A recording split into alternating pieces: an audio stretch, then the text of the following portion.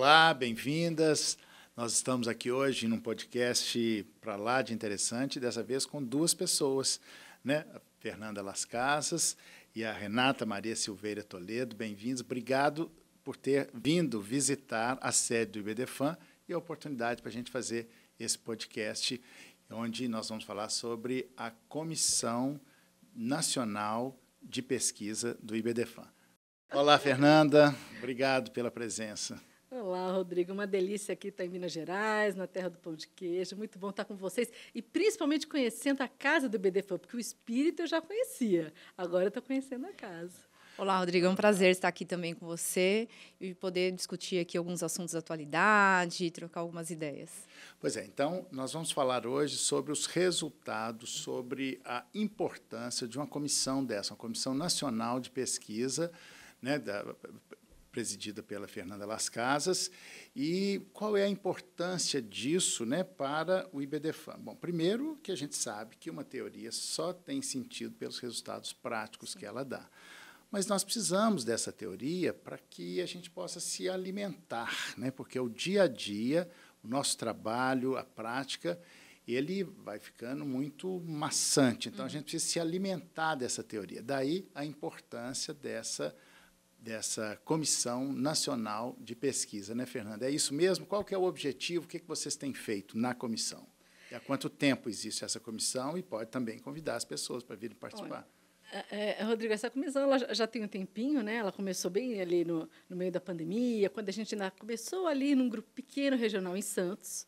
E aí ela cresceu, começou a vir gente do Brasil inteiro. E aí recebemos o convite aqui, né, da Nacional, para tornar, então, a Comissão Nacional de Pesquisa.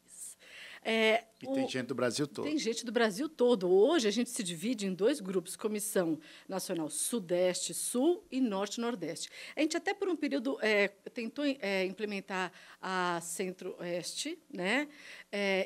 Só que a gente não conseguiu ainda pelo número de pessoas, porque como a gente faz um trabalho muito sério, muito forte, porque cada núcleo desse, a gente tem oficinas de escrita, a gente tem oficinas de oratória, a gente tem grupos de pesquisa, a gente faz posts, a gente tem muitos encontros, todos os meses, não é assim, muitos encontros, meu Deus, eu não vou ter tempo para isso, não. Cada grupo tem uma vez por mês, então a gente tem todo um segmento. E, para ser uma coisa séria, a gente tem que ter pessoas sérias ali. Então, a gente não vai abrir assim, vamos abrir como se fosse uma brincadeira. Então, a gente abre conforme vai entrando pessoal. E são todos professores ou pessoas que gostam da pesquisa, né? E o que é preciso fazer para poder participar? Quem é que pode participar dessa comissão? Tem algum critério, né? Assim, acho que primeiro é o desejo, né? Imagino que seja o desejo, mas tem que ser sócio do IBDFAN e, além disso, precisa se associar ao IBDFAN, né? E depois precisa mandar um e-mail para nós, no nosso e-mail do Gmail, ibdfanpesquisa@gmail.com, demonstrando aí o seu interesse na pesquisa, seu interesse na contribuição com o direito de família. E daí, recebendo esse e-mail, nós, então, vamos passar essa pessoa para fazer primeiro a inscrição de associação no IBDFAN, e aí ela vai ser incluída em um desses dois grupos, né? Norte ou Nordeste, Sul e Sudeste, a depender aí da região em que ela reside.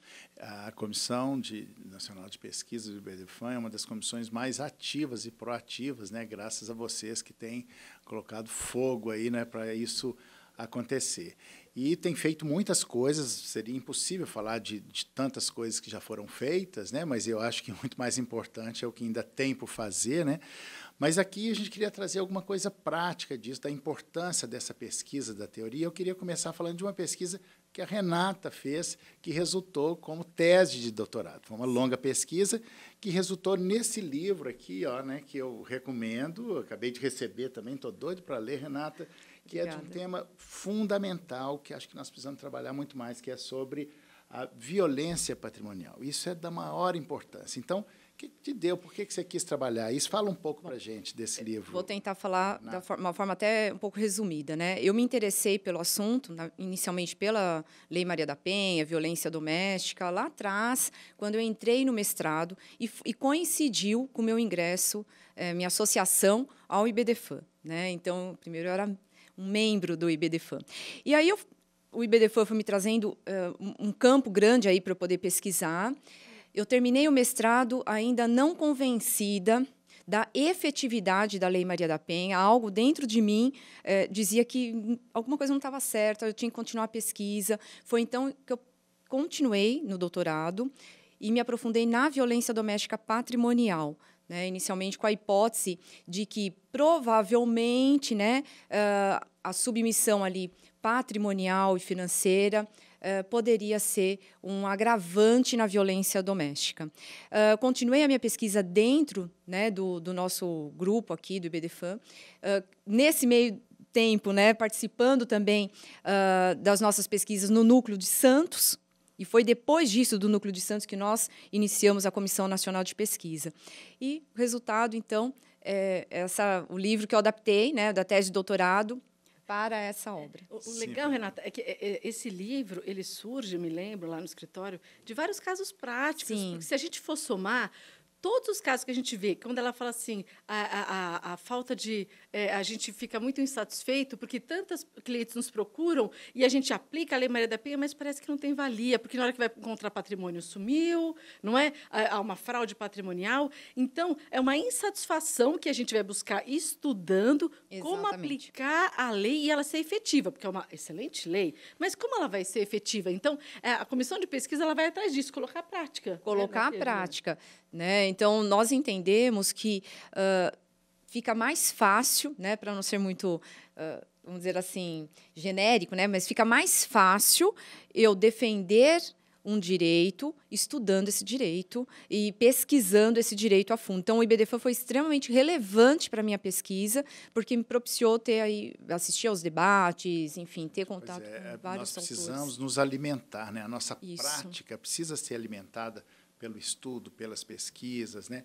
E, se não me engano, eu pelo menos não conheço, acho que é pioneiro esse livro no Brasil, né? Porque nós que estamos no dia a dia da advocacia, e mesmo magistrados, Ministério Público, isso ainda não foi totalmente compreendido da violência patrimonial. O artigo 7º, escondidinho lá na Lei Maria da Penha, mas a violência patrimonial continua acontecendo naquelas partilhas que não acabam nunca. Eu me deparo com isso o tempo todo, né?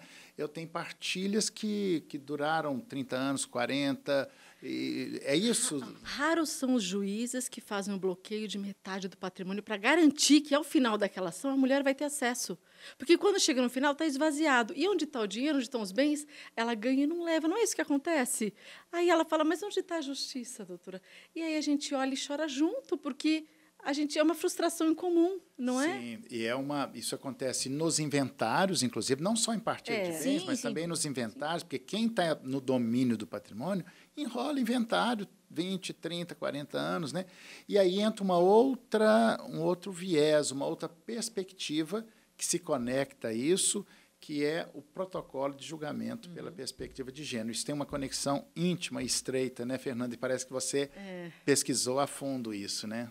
Em virtude da minha pesquisa de doutorado, que eu estou estudando sobre a vulnerabilidade da mulher na família, eu pensei assim, como que a gente vai conseguir... Eu li muito a tese da Renata, eu fui uma das mais incentivadoras da publicação desse livro, porque eu falei, Renata, esse livro não pode ficar só ali na prateleira da biblioteca da faculdade, todo mundo tem que ter acesso, porque eu acredito, por isso que eu acredito muito no trabalho da comissão, porque eu acho que a informação tem que ser acessível a todos, né? Por isso que eu convido a todos os membros que estão assistindo esse podcast e que ainda não são do IBDFAM também, que participem, porque eu acredito que a justiça, para ela ser para todos, todo mundo tem que ter acesso à informação. E aí, estudando, a gente vai atender bem. Informação é poder. Né? Informação é poder. Então, para você atender bem seu cliente, você estuda, aprende como você vai instrumentalizar aquela lei, que, por acaso, a gente está falando agora do protocolo de gênero, para você usar, porque todo mundo critica o protocolo de gênero, para que serve isso? Gente, se você souber usar, ele pode ser um grande instrumento, um grande aliado. Mas ele vai atender só as mulheres? Não, ele também pode atender aos homens. Mas como assim? Aí vamos lá. Né? Porque eu vi muitas palestras, muitos cursos, porque o primeiro curso que apareceu, que eu vi, que foi na Escola Paulista da Magistratura, o ano passado, sobre protocolo de gênero, eu fui lá olhar o curso. Falei, olha, para juízes e servidores. Falei, eu vou ver o que é, como que eles vão explicar, né? Porque ninguém sabia, eu estava estudando sobre isso. Cheguei lá, eu vi que nem o juiz, nem os servidores sabiam. Eu Eu falei, gente, estamos perdidos. O que é o protocolo? Parece um glossário, um dicionário. Tem gente, tem juiz, tem magistrado que não sabe o que é isso ainda. Claro. Porque se você pegar o protocolo, ele parece um grande dicionário de conceitos. Porque nós realmente precisamos nos alfabetizar e estudar um pouquinho a história do patriarcado, que eu não vou falar aqui. Cada um tem que estudar nos livros, que é muito chato a gente falar sobre isso.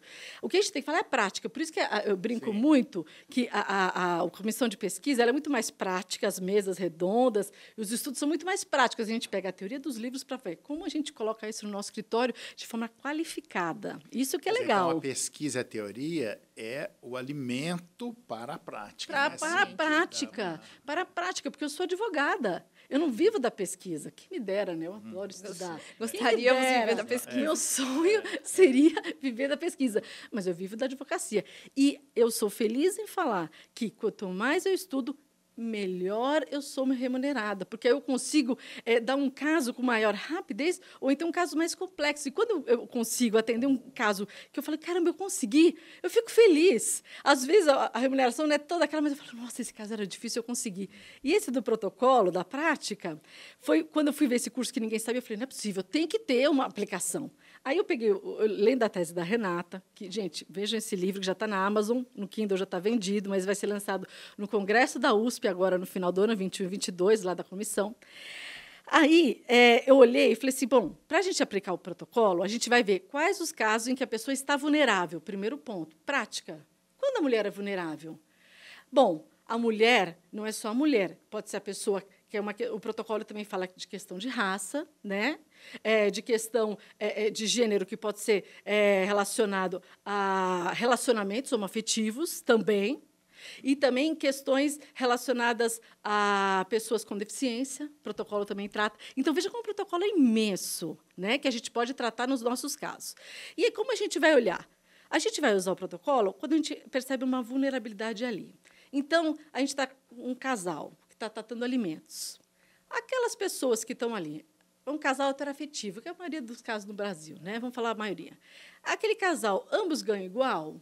Ambos têm o mesmo tempo de atividade de cuidado? Porque isso impacta, gente. Se você pegar... Gente, um advogado, o que eu faço no meu escritório, eu uso muito índice. O pesquisador, acho que não vai usar. Eu entro lá no Ano Mulheres. Qual é o tempo que a mulher despende na atividade doméstica? Não é? Muito mais horas que o homem. Onde isso vai impactar? O tempo que ela vai ter. Pois é, porque o protocolo é dar um tratamento, igualizar os direitos para pessoas desiguais. Né? Essa vulnerabilidade, essa desigualdade, porque essa equação da igualdade, a igualdade está posta na lei, mas ela não está resolvida. Primeiro que traz consigo um paradoxo. O paradigma da igualdade é o homem. Isso por si só já é um paradoxo. Né? Como é que nós vamos equacionar isso? Porque esse trabalho invisível da mulher, então, ele começa a atribuir um conteúdo econômico a isso, né? Então, esse protocolo ele joga uma luz sobre isso, né, Fernanda? E a questão é, como é que nós vamos praticar isso, né? Já tem... E os juízes que não praticam, como fazer? Como é que é na prática isso? Vamos falar o caso daquela cliente que a gente usou o protocolo? Sim. Os alimentos para ela. Ele ganhava um valor 3x e ela X. E ele falava que, pela isonomia, o princípio da isonomia tinha que dividir igual os 50%, alimentos. 50%. Aí eu falava, ok, vamos aplicar o princípio da isonomia como o Rui Barbosa dizia. Igualdade dentro da desigualdade, como diz o protocolo. Olha a vulnerabilidade dela. É 30% para ele e 30% para ela. Fechou o valor da conta? Não fechou. Então, aumenta para ele. Aí aumenta. Você entendeu a aplicação do protocolo? Porque o juiz não faz assim, não. Nós chegamos a colocar numa planilha, né, o quanto que ela gastava, o quanto que ela tinha de receita, a questão de quantos filhos ela tinha, quantos filhos ele tinha, quanto que ele ganhava, quanto que ele gastava, para demonstrar a desigualdade. Então, isso é a aplicação do protocolo. É você demonstrar que, naquela situação concreta, ela está numa situação vulnerável, desigual, então a decisão não pode ser exatamente 50%. Mas esse sistema patriarcal, ele ainda é tão forte, né? E que daí a expressão machismo estrutural, que nós devemos lutar contra esse preconceito em nós, em cada um de nós, diariamente, né? Ele é tão forte que os juízes resistem muito ainda em aplicar esse protocolo. Né? Aí eu vou te dar um caso inverso para o homem, que isso vai ser interessante. Ações de guarda. Sim. Estereótipos, que o protocolo ele cuida muito da gente olhar os estereótipos.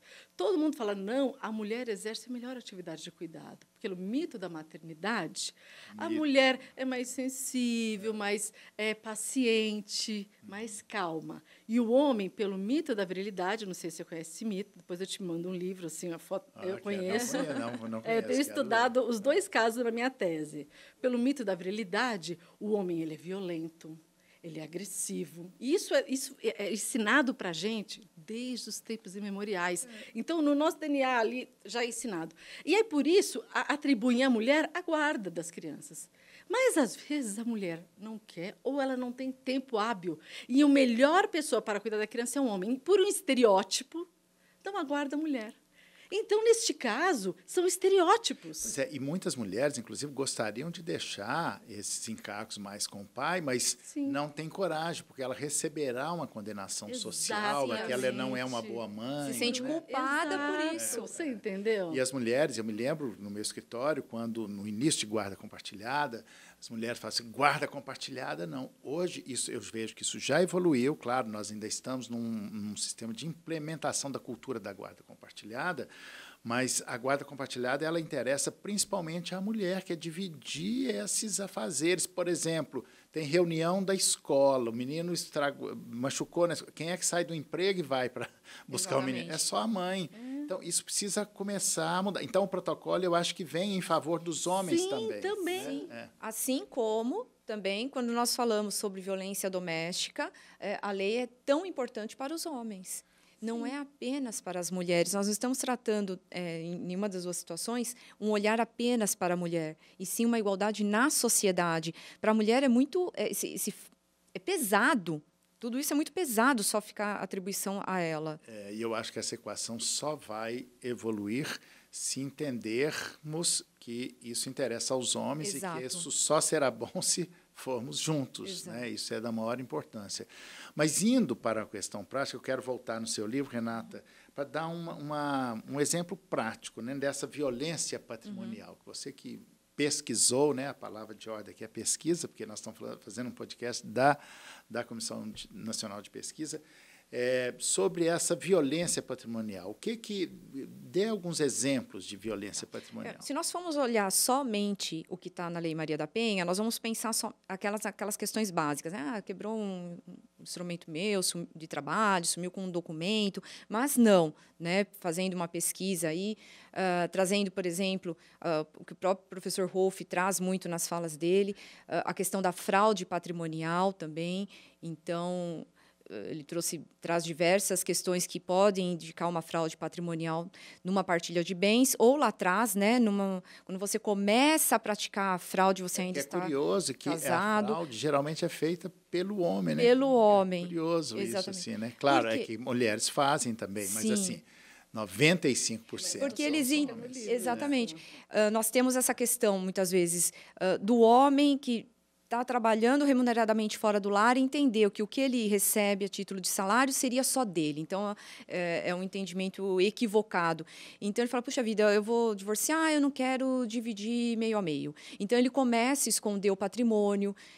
Em alguns casos, né, que eu pesquisei e tivemos também acesso no escritório, né, as mulheres muitas vezes não tinham acesso nem ao imposto de renda delas. Elas não sabiam nem o que estava no imposto de renda delas. Elas não tinham acesso ao contador. Então, ela não sabe o patrimônio que ela tem. E a hora que você vai ver, olha, o patrimônio sumiu. E a fraude foi cometida lá atrás. E daí, como você mesmo disse, né, eu assisti um vídeo seu, consta aí no livro também, né, falando daquelas partilhas intermináveis, né? Então, foi uma outra coisa que me chamou muito a atenção. Eu faço essa referência na obra. Puxa vida, a mulher ela se divorcia. Vamos imaginar que ela está numa situação de violência doméstica física e ela consegue fazer o divórcio logo ali, separa, cada um vai para um canto. Tá, mas a partilha de bens fica anos na justiça. É infindável aquilo, né? Isso é uma violência também. Porque o judiciário, naturalmente, ele privilegia a parte economicamente mais forte. Isso, por si só, já é uma violência. Já é uma violência. Que aí entra a violência institucional, violência processual. Né? Exatamente. São expressões novas. Né? Assédio processual, por exemplo. Sim. Aliás, o direito de família e também o direito processual, isso vai para o campo de direito processual, tem um novo vocabulário, né? E essas palavras elas vão nomeando, renomeando e trazendo novos significados, ou seja, elas vão ressignificando. Então, quando a gente fala violência patrimonial, fala alienação parental, né? São nomes que vão ajudando a dar proteção e atribuir e distribuir a quem direitos, está vulnerável. Né? Eu queria também chamar a atenção para uma situação, né, você perguntou de alguns exemplos, uma situação que acontece reiteradamente. Né? Então, às vezes, a mulher está naquela situação de violência, mas ela não se enxerga na situação de violência, o que é bem importante observar aqui. Ela não se enxerga, ela vive uma violência psicológica, de dependência afetiva, muitas vezes, e ela não se enxerga. E aí ela vai tomando decisões que são contrárias a si. Por exemplo, vamos mudar nosso regime de bens? Isso é uma questão que eu abordo, que me toca demais. Então, no meio do casamento, muda o regime de bens. Muda o regime de bens e ela, enfim, olha, eu vou te deixar isso aqui, vou fazer uma partilha aqui, esse patrimônio vai ficar com você, esse outro, olha, isso aqui, acho que a gente pode deixar para uma outra pessoa jurídica e tudo mais. E ela fala, olha, eu quero tranquilidade, porque ela sente aquela obrigação de ser afetiva. Estou falando entre aspas, porque, para mim, isso é um mito. Tóxico, né? E chega a ser tóxico. Então, ela é afetiva. E daí ela vai sabendo que ela, inconscientemente, ela está sabendo que ela está tomando decisões que são contrárias a ela, muitas vezes já afetadas psicologicamente por aquilo, né? Às vezes num processo de depressão. E ela vai e toma aquela decisão. E lá na frente, quando eles resolvem se divorciar, não, mas a partilha a gente fez, lembra? A gente separou. A gente fez uma separação, uma mudança do regime de bens naquele momento. E a hora que a gente... Ela só vai ver aquilo depois. Tem essa situação e situações que a mulher está ali presa numa teia, né? Que ela, num jogo, e ela faz parte do jogo, porque o jogo é com ela, sim. Mas como é que ela vai sair disso? A psicanálise tem uma expressão que é gozo, né? O gozo é esse paradoxo do prazer e do sofrimento, e que tem uma música popular que resume essa história, né? Você não vale nada, mas eu gosto de você. Você não vale nada, mas eu gosto de você. Tudo que eu queria era saber por quê. Que teia é essa? Né? Então, Fernanda, a gente estava falando disso antes, né? Desse gozo. Tem uma outra expressão que vocês falam, né? Que aqui no livro também. Mas você quer trazer algum exemplo? Fala, e também, completando a minha pergunta, o que essas pesquisas, né, podem nos ajudar mais ainda nesse aspecto prático do dia a dia como profissional, principalmente advogados. Não só, mas principalmente advogados e defensores públicos, claro. Toda vez assim que aparece um caso muito complicado no escritório, e quanto mais a gente estuda, né, mais casos complexos aparecem, eu agradeço todos eles, porque quanto mais complexos, melhor a remuneração. Né? Então, agradeçam os casos complexos, não é? Porque é muito bom, sinal que estamos sendo, né, bem vistos, porque a gente está estudando muito e está aprendendo, então é muito bom. Mas a gente vai se aprofundar e a gente tem que buscar onde? Na origem, porque a gente não vai inventar, tudo vai sendo meio que copiado, remontado, não é? A gente vai olhar a origem dos fundamentos, não é verdade? Então, vamos lá. Por exemplo, recentemente tive um caso lá no escritório que chegou de uma mulher que sofreu violência doméstica, né? Ela sofreu violência doméstica no primeiro casamento, se divorciou, mudou para os Estados Unidos. A pessoa mudou para Reino Unido. Aí ele soube que ela estava comprando patrimônio, voltou a procurá-la, conseguiu convencê-la pelas redes sociais. Vejam só, ela não fez terapia. Por isso que é muito importante, quando você tiver uma cliente que tenha passado por violência doméstica, e ela não precisa ser física, psicológica é a pior delas, porque aí você não vê. Física é mais visível, né? Isso. A psicológica, ela deixa marcas que a pessoa acha que está curada. Mande fazer terapia, para ela não continuar por essa situação e até passar para os filhos. Os filhos também têm que fazer. Aí ela voltou a acreditar naquele espiral lá da violência doméstica, estudem isso, o livro da Renata fala, e aí ela voltou para aquela situação e foi seduzida, e ele convenceu ela a casar de novo. Voltaram para o Brasil, foram se casar de novo. Na primeira vez era da comunhão parcial. Ele convenceu ela a casar na comunhão total de bens. E quando ele a casou... O amor é cego. E aí, exatamente, eu peguei o livro da Renata, que ainda não era livro, era tese, que eu me lembrei da época que a Renata, cada vez que ela escreveu, por isso que eu falei, Renata, você tem que publicar esse livro, minha filha, você tem que publicar esse livro. Aí eu peguei o livro da Renata, em que ela fala dessa questão da mulher que começa a fazer atos que são contra a vontade dela, né, da acrasia, né, essa doença psicológica que acomete a mulher. Acrasia. Acrasia, né? Eu faço a referência, inclusive, da pesquisadora que descobriu, né, e que evidenciou essa questão, a Zaparoli. Então, esclarece, o que é acrasia?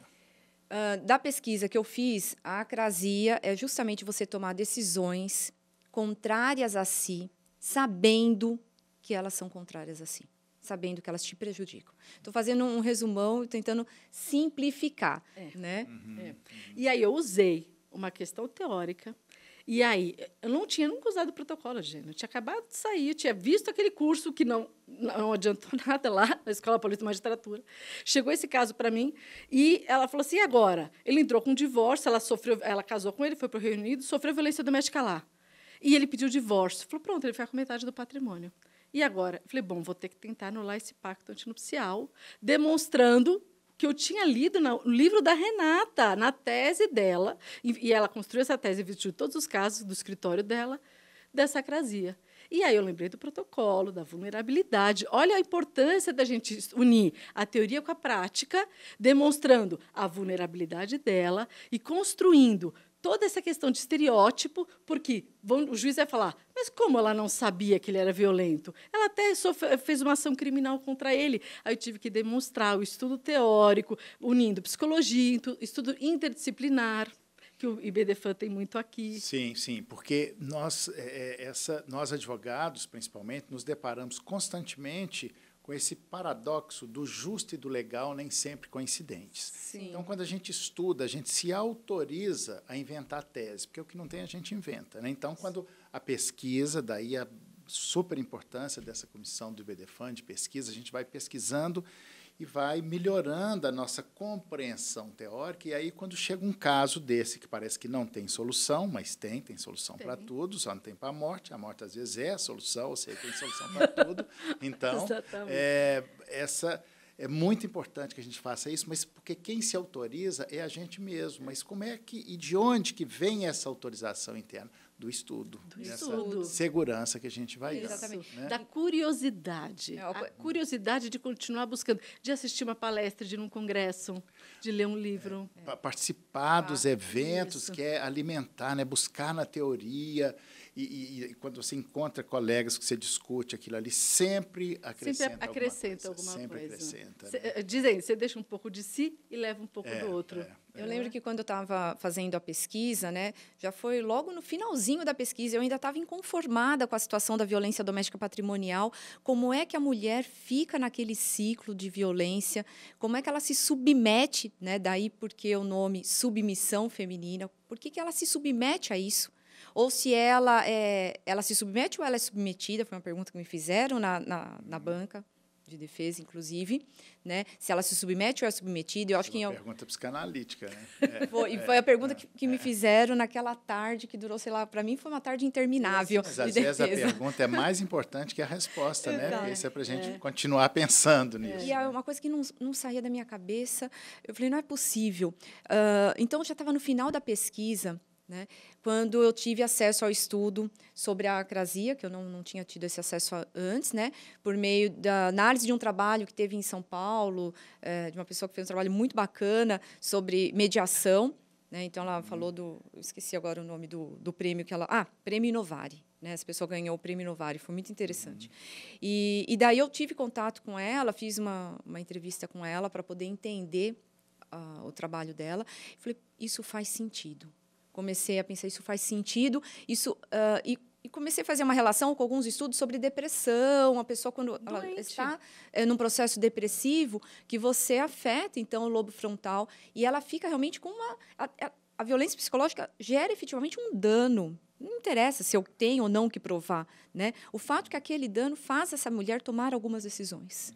Exato. E aí faz todo sentido ela ter, depois de passado por uma violência física doméstica, em que deu um processo criminal, feito um divórcio terrível e que ela fugiu do país, ela se casar com ele na comunhão total de bens. E aí eu pedi a anulação do pacto, ainda não saiu a sentença, em virtude... Por quê? Ele mentiu para ela. Ele falou que ela tinha que fazer aquele pacto, porque senão ele não ia conseguir dar para ela, ela não ia poder entrar no Reino Unido como mulher dele. Há ali um engodo, um engano, mas também tem coisas que a gente faz que a gente não sabe por quê. O Chico Buarque ajuda a gente a pensar nisso, naquela música O Que Será? O que será que me dá, que dá dentro da gente, que não devia, desacata a gente a revelia, né? Então, assim, isso, por que em nome do amor, o que é tão complexo isso, né? Mas daí a importância da gente estudar. Mas olha só que interessante, você criar uma tese a partir de um caso concreto, inventou uma tese, uma questão nova no judiciário para fazer justiça. Usei a tese né? da Renata, Sim. citando a Renata. Sim. Eu fiz as minhas devidas citações também. Bom, e aí peguei o protocolo e usei o protocolo para falar há uma vulnerabilidade para que o juiz olhasse sem estereótipo, porque a primeira coisa que, quando a gente fala sobre isso, as pessoas falam, não, mas ambos são capazes, não existe nulidade do negócio jurídico. O que fazer com um magistrado que não aplica o protocolo? Claro que nem sempre tem que aplicar o protocolo, nós temos que ter um cuidado, inclusive, para não banalizar, igual muita gente banaliza, acaba muitas vezes banalizado o princípio da dignidade humana, né? Nós temos que ter um cuidado com isso. Mas o que fazer com o magistrado? Tá evidente que teria que aplicar. O que você sugere que faça? Assim? A gente tem que imediatamente informar o CNJ, porque ele é obrigatório. Inclusive, em todo o país está sendo feito cursos em que os juízes são obrigados a fazer cursos, juízes e servidores, para aplicação de protocolo. Então, não é uma coisa assim que eu não preciso fazer. Nessa ação, inclusive, a parte contrária não sabia o que fazer com aquela minha tese, porque eles foram pegos assim, né? Porque eu não só falei, como eu provei tudo aquilo, porque você tem que provar, não dá só para você inventar da cartola. Aliás, ganha né? na justiça não é quem tem direito, mas quem tem a prova. Eu coloquei testemunhas de que ele disse que só poderia entrar no país quem tivesse aquele tipo de casamento. Aí eu provei que ele falou isso para todos presentes. Senão, não teria por que ela fazer aquilo ali, né? Fantástico isso, fantástico, Fernanda. E para a gente concluir o nosso podcast, a gente poderia ficar aqui conversando horas, dando vários exemplos, mas tem um assunto que é ainda na ordem do dia, que é importante falar, que é sobre a alienação parental, né? Os estudos sobre a alienação parental, né? O que essas pesquisas, né, podem ajudar na alienação parental? Você tem algum caso para contar, porque tudo isso só tem sentido pelos resultados práticos, né? E o que você pode falar assim? O que a comissão tem estudado sobre alienação parental, feito pesquisa sobre isso? Em que pé está isso? Olha, eu acho que a gente tem que estudar muito mais, né? Porque a alienação parental, ela teve um boom. Estudar é que quanto mais a gente estuda, vê que tem que estudar mais. Né? Isso. Tem que estudar mais. Vê que a gente sabe nada. E eu acho que o grande impasse da alienação parental é a prática no judiciário, que falta uma perícia técnica, né? Porque a lei de alienação parental, ali, ela coloca o seguinte, que tem que ser um perito especializado comprovadamente. Porque como é que uma pessoa que acaba de conhecer uma criança, em meia horinha vai fazer uma perícia? E uma outra coisa associada a isso é que é quase uma fake news, né? As pessoas que são contrárias à lei e pretendem a revogação absurda da lei, querem atrelar isso à questão de gênero. Você acha que a lei da alienação parental está atrelada à questão de gênero? São só... Não, homens praticam alienação parental, mesmo não sendo os guardiões. Mesmo quando a mãe é guardiã, ele pratica alienação parental. Pode a avó praticar, pode o padrasto praticar, pode o padrinho, os tios, pode o vizinho. Qualquer pessoa que tenha a guarda da criança consiga praticar, não precisa ser exatamente a mãe. Isso aí também é um mito que foi criado, né, para poder querer afastar a alienação parental. Porque aí você querer afastar a alienação parental e você está desprotegendo a criança, que é a vítima.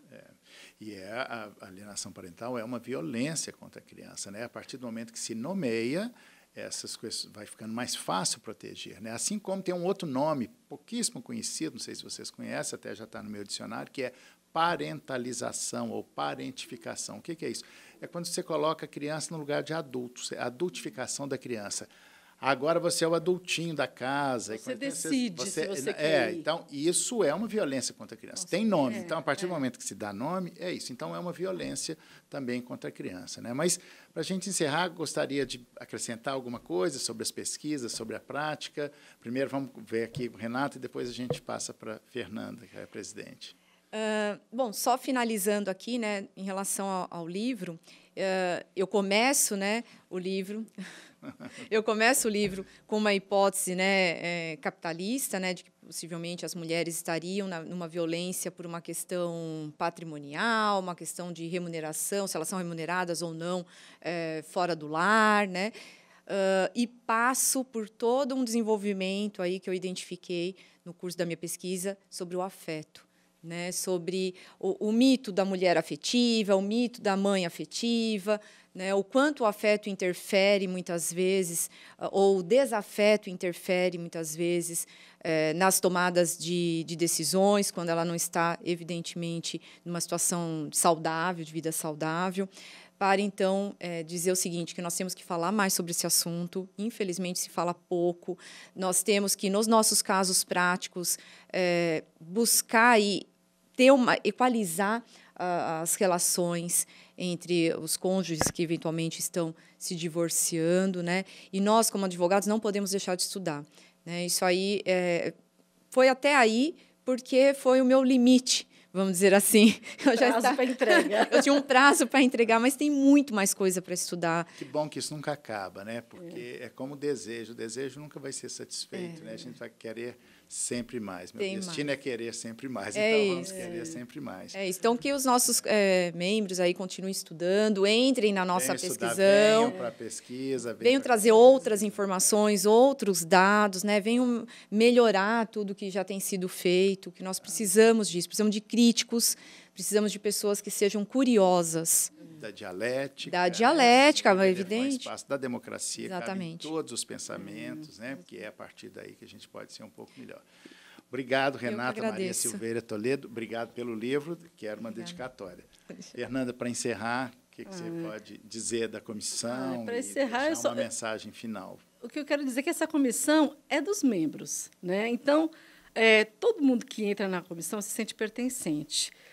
Tragam os seus trabalhos, tragam seus livros, mostrem para a gente o que vocês já estudaram, porque ninguém parte do zero, o que vocês querem estudar, porque a gente quer conhecer todo mundo, o que todo mundo é capaz. Porque o BDFan é formado de muitas mentes, muitas sementes de luz, né? Por isso que ele cresceu tanto, por isso que ele já tem 27 anos e vai ter muito mais. E a gente precisa dessas mentes pulsantes, eu adoro conhecer ideias novas. E a gente cria cada tema de mesa, de congresso, a partir disso, das nossas reuniões, a gente escuta todo mundo. O que vocês querem estudar? Quem vocês querem ouvir? A gente quer escutar os membros. Essa comissão é dos pesquisadores. Então, a gente escuta todo mundo, a gente mostra o trabalho de todo mundo, a gente se escuta e a gente também faz, né, os congressos para vocês, os congressos de pesquisa, para que a gente possa fazer a nova doutrina, a partir daí construir um direito mais democrático, né, para a gente se ouvir. Porque sair, né, um pouquinho só dos livros e ir para a prática. A gente estuda muito a prática também. Eu queria fazer um convite especial, Rodrigo. Queria convidar especialmente aí os nossos alunos ainda de graduação para que também venham fazer parte aqui da nossa comissão de pesquisa enquanto estudantes. É muito importante para eles e para nós, esses graduandos. É um convite especial para os alunos da Tia Rê. Então, vamos, todos da graduação, tem espaço para todos, né? Graduação, pós-graduação. Obrigado, Renata. Obrigado, Fernanda. E obrigado também pela visita aqui na sede do IBDFan, que vieram de São Paulo para conhecer a sede e a gente gravar esse podcast. Obrigado e até a próxima. Obrigada, até a próxima. Obrigada, gente.